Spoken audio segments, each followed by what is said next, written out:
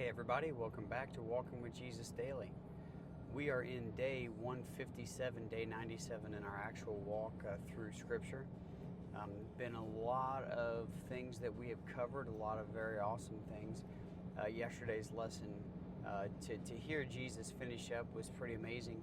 All the talk of the kingdom, how much do we talk about the kingdom? How important is the kingdom to us in our lives? And it's a great question to think about, and I don't know if you've thought about it much, but it's probably worthy of a good amount of time and a good amount of study and a good amount of prayer. It's what Jesus prayed. It's what he talked about starting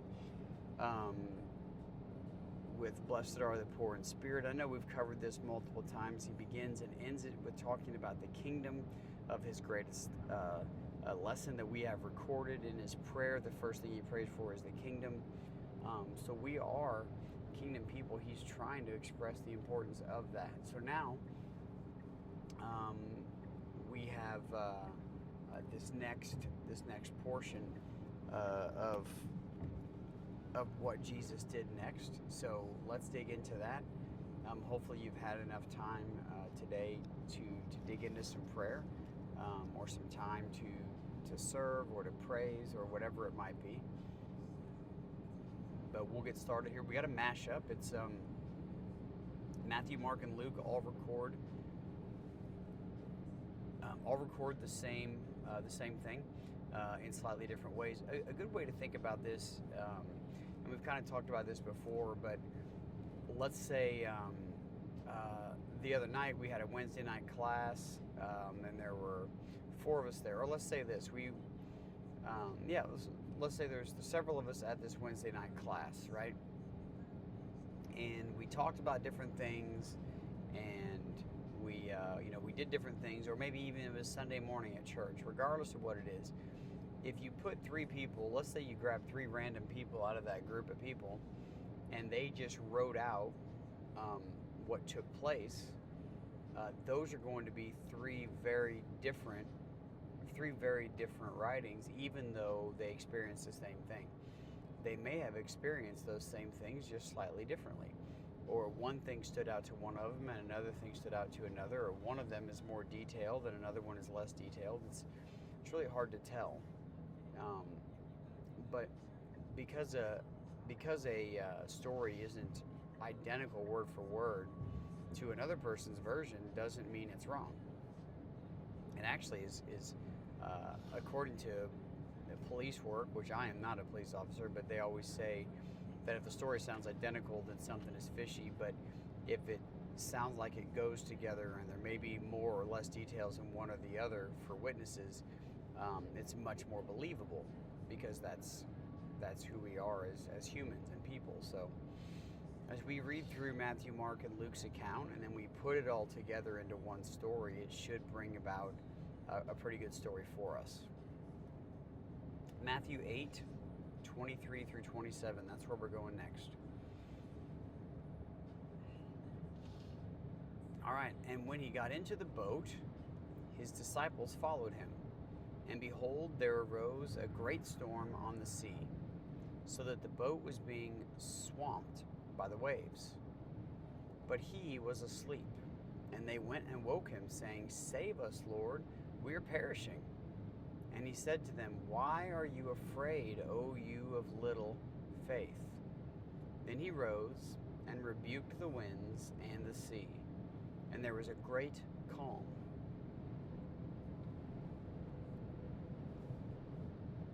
And the men marveled, saying, "What sort of man is this, that even winds and sea obey him?" All right, let's move into Mark's account. On that day, when evening had come, he said to them, "Let us go across to the other side." And leaving the crowd, they took him with them in the boat, just as he was.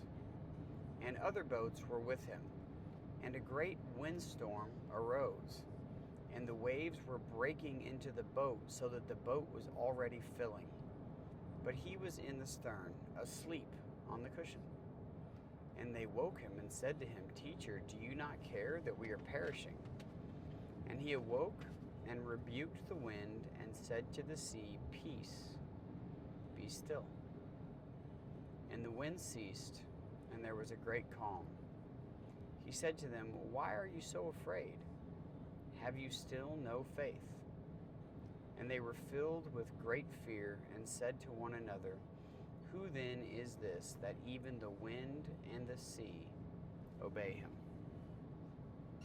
All right, so slightly different, but mostly the same. And then we'll get Luke's account. That was Mark 4, 35 through 41, sorry. And then this is Luke's account, 8, 22 through 25.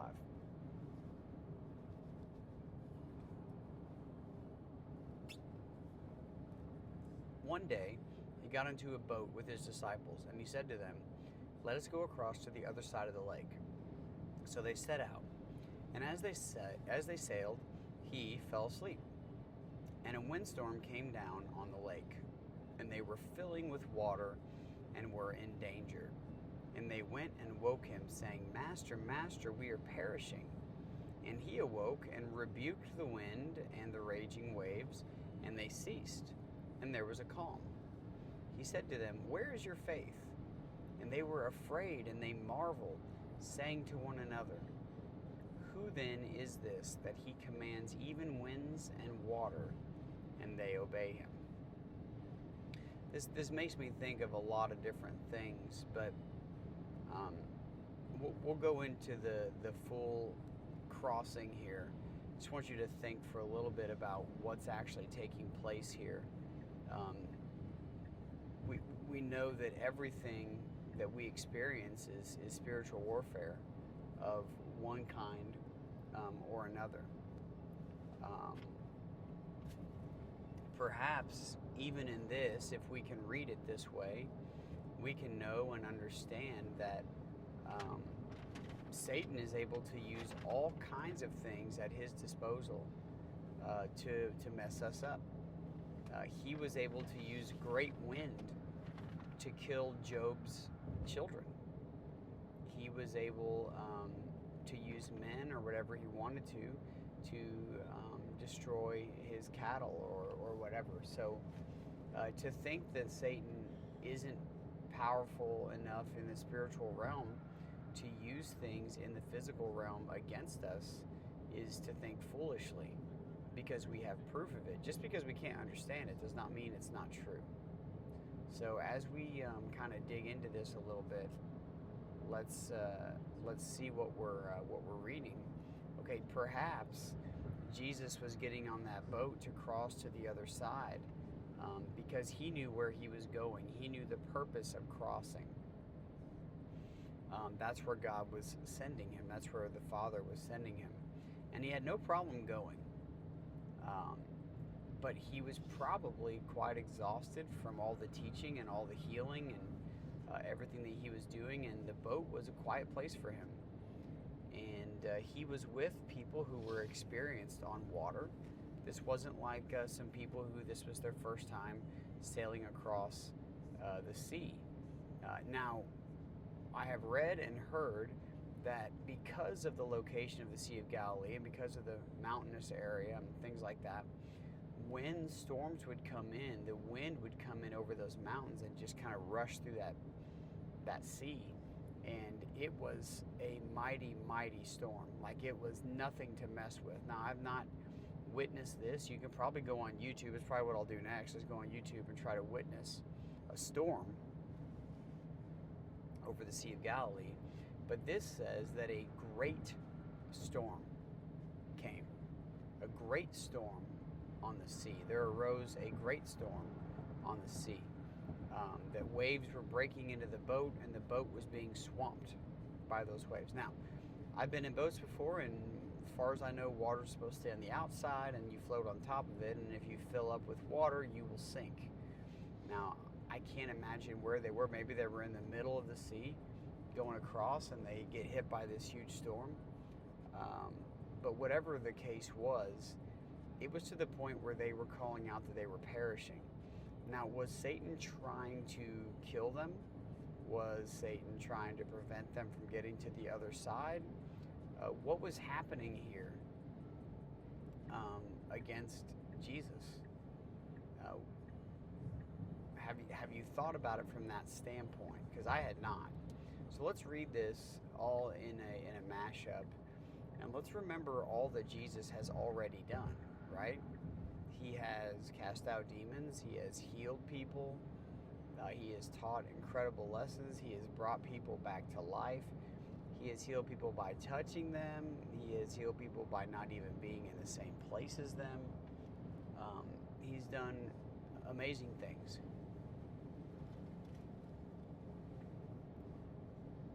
You would think at this point that perhaps his disciples were used to him doing amazing things. But now they're in a place where they are in the middle of a storm, and their comment is, well, let's read it. It says, on that day, when evening had come. So when the day was over, he said to them, Jesus says, let us go across to the other side of the lake. And we know they're at the sea because we just talked about it beforehand. So they said Jesus wants to go to the other side. It doesn't really matter why, and the disciples really don't need to know why, and we don't need to know why. And it says, and leaving the crowd, he got into a boat just as he was, and his disciples followed him. So nothing new, nothing changed. Jesus got into the boat. His disciples were with him, and they were going to go to the other side. And because of that,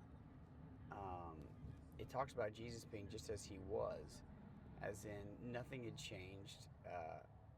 He was the same that we known about before. So his disciples and him are in a boat or boats, and they are sailing across. And it says, and other boats were with him, but his disciples followed him. And they didn't really need to know where they were going. It didn't really matter where they were going or why they were going. He said, this is where we're going to go, even though there was a great crowd there, right? He was going to go anyway. So, with that being the case, the disciples were going along with Jesus to wherever he was taking them. And it says that they set out, and as they sailed, he fell asleep. I don't know if that's common or not. I've not been on a lot of boats, but maybe they're peaceful, and maybe he was exhausted and he fell asleep. But that's what it says, and that also was not on accident.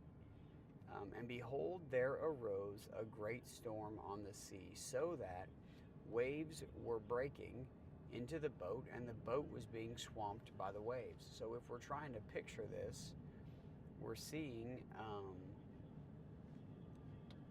this a great storm, and waves and water being so strong, and the wind being so strong that it's blowing water. Waves are crashing into and over the boat, and Jesus is just up there sleeping. Sounds a little bit like Jonah, right? And sounds a little bit like the story of Jonah as we remember it and as we have read it in the past, which I find very interesting. With that being said, the story of Jonah, right? He was asleep, and there was a great storm that had come up, and they were saying, call out to your God, because we're going to perish, we're going to die. There's a great storm that's happening right now, and this is kind of what the disciples are saying to Jesus. It says the boat was already filling with water.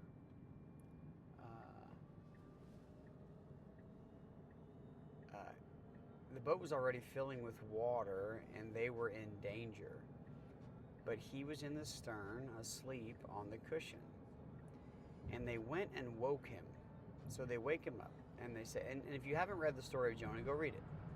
Because Jesus references it, right? Remember, he's already said, you will see no sign except for the sign of Jonah. 3 days in the fish, and 3 days he will rise again. So I like how this ties in. Maybe the point of this was to tie into that and to show that when they threw Jonah into the water, the sea became peaceful. That when Jesus spoke, the sea became peaceful. And he is that same God that was the God and is the God that calmed the sea when Jonah was thrown in. Because Jonah didn't go where he was told to go, and Jesus is going where he's told to go. Jonah was going to Nineveh, to a place where they were like enemy, and he didn't want to see them saved. Jesus was heading to the Decapolis, which is 10 pagan cities where they worshiped pagan gods and not Jewish. They were on the opposite side. So there's a lot of things that go together here if you think about it. But they wake him up and they say, "Teacher, do you not care that we are all perishing? Save us, Lord. Save us, Lord." And he awoke, and then Jesus says to them, "Why are you afraid, O you of little faith? Have you still no faith?" Basically saying, do you not remember who you're with? I know you don't understand what's going on. I know you don't understand why these things are happening. But no storm in life can overtake you if I am with you. If you are in a boat of life and it feels like it is filling up and swamped and you are going to perish, remember that Jesus is there with you. Have faith that he can stand up in your storm at any point and calm it. But Jesus was in that storm with his disciples. He didn't prevent the storm. He was going to sail through to the other side. He was going to go to the other side regardless. And the storm had nothing to do with stopping them. The storm was what do you call it? It's real, but it was just a deception. It was just an effort in trying to keep them from getting where they're going. I just had this conversation with Riker, and he's my oldest. He's my firstborn. He's my little man, right? And I've got Cohen right behind him, and I'm trying to teach them that, you know, they're playing these difficult golf tournaments, and Riker's like, I just seem to keep getting bad breaks. I hit the ball in the fairway and it sits deep down in a divot, or I hit the ball playing the wind and the wind just stops, or I hit the ball not playing the wind and the wind just picks up, or I putt the ball towards the hole and it hits a bump and bounces out, or I hit the middle of the cup and it hits the plastic part and bounces out. I mean, these are all things that are just happening over and over again. And he's like, I'm playing so much better than I'm scoring. And to see him upset about it breaks my heart as his father. But I want him to see that he's just in a boat right now, traveling to the other side where Jesus has something prepared. And it may have nothing to do with golf. It may have everything to do with golf. But either way, we have to remember that it's Jesus that's there with us in the storm, not preventing the storm, but he's there with us. And the moment we cry out to him, this is what he says. He asks about our faith. He says, why are you crying out to me? Don't you know that we're going to be okay? In other words, I can quiet this storm anytime I want to. I didn't want to. I wanted you to endure the storm. The important thing was for you to endure the storm. The storm is where you grow. I want you to suffer in the storm and then see me there and know in your heart that when the time is right, I, Jesus, will stand up and I will rebuke the storm of your life. But until then, just trust me. Just have faith in me. This is what he's saying to them. Why do you have no faith? Do you not remember who I am? Do you not remember what I've done and what I've said? I'm right here with you always. If you're in a storm in life, it's because I'm allowing it. So now he gets up and he calls out their faith. And it says, and he rebuked the wind and the raging waves, and said to the sea, peace, be still. These are the words of Jesus after he's woken and begged to get them out of the storm, the very storm where they could have sat in prayer and thanked God that Jesus was right there with them. Satan wants us to be afraid. See, fear is how we lose our faith. Fear is the great motivator, even to try to do the right thing for the wrong reason. I lived as a Christian in fear of going to hell for most of my life, never in the joy or love of God. I didn't go to Jesus because he was my favorite. I went to him because I was afraid. I called on him in the storms because I was afraid, and I didn't have faith. Let me just remind you, just think about this for a second. If you are in a storm, it may be because you caused it, like Jonah. It may be that you need to surrender yourself to the God of the storm, and only then will it calm down. It may be that you need to sit in prayer and thank God that you are worth being put through a storm. It may be that you need to be quiet and remember that Jesus is with you. And if he's asleep, it's because he is meant to be asleep, and because you are meant to go through the storm.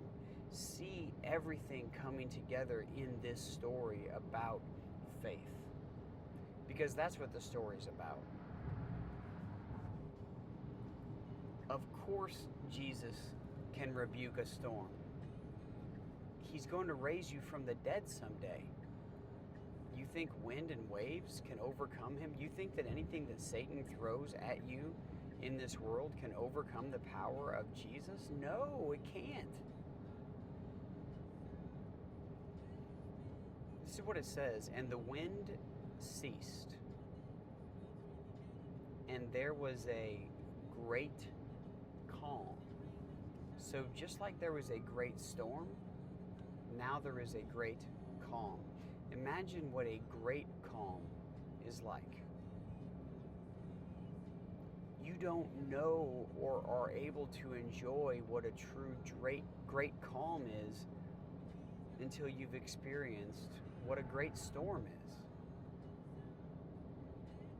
If you're in a storm right now and you're crying out to Jesus and he's letting you be in the storm, there is a reason for it. And it might be because you're a Jonah and you caused it and you're running from him, and you know you need to be running to him, and you need to surrender your life back to him.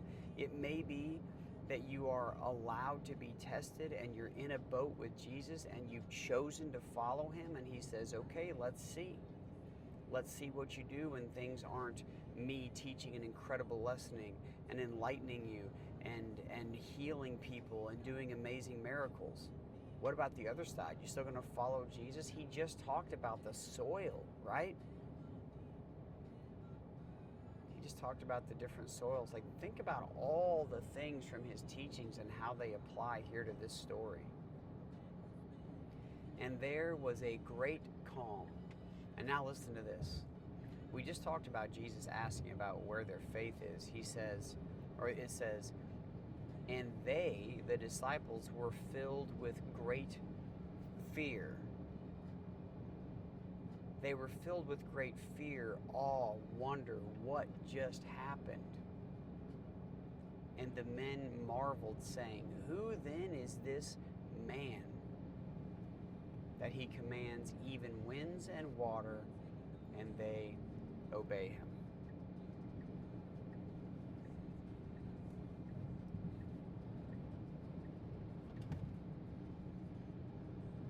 Who is this person?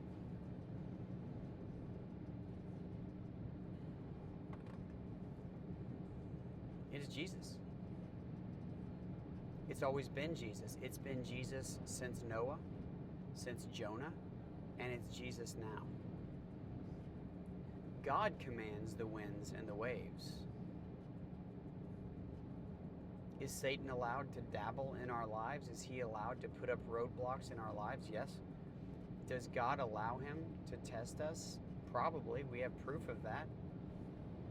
Does Satan go after harder all the people that he doesn't have, or does he go after the people he does? Obviously, that's an easy one. There's no challenge in going after the ones he already has.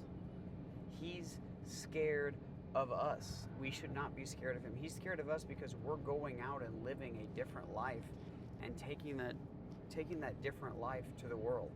We're taking that to the people that he thinks he has. Do you realize that because of that, there's a big target on you? Do you realize because of that, there are storms that are going to just erupt around you? And do you know and have faith that Jesus can and Jesus will stand up and calm that storm? He will stand up and he will rebuke that wind. He will rebuke those waves and he will save you. And when he saves you, your faith will build. But see, without the storm, where's the proof of your faith? Can I just ask you to think real hard now that if you're running from God, that you throw yourself into the water, that you throw yourself into surrender and let him take you by any means necessary to where you need to be. May I ask you that if you're going through a storm right now and you are walking boldly with Jesus and it just looks worse and worse, that you just hang on, and instead of asking Jesus to rebuke the storm, can you instead just sit in prayer and thank him that he is in the storm with you?